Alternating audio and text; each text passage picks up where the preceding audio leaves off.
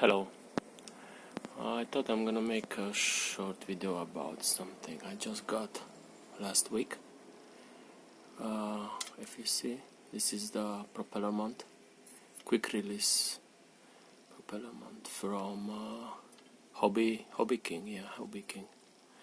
They are amazing. You can just check this out.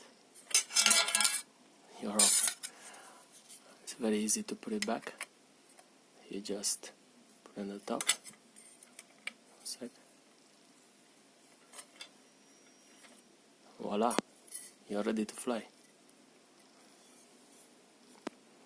I'm using this one with my GARTT the motors.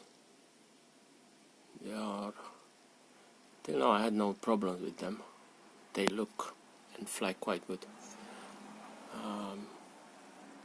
My drone is still in building. I had some problems with my turret flight controller, and the GPS just broke, and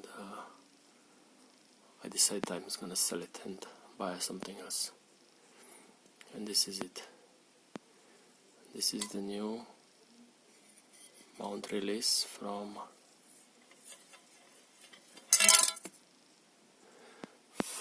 Hobby King.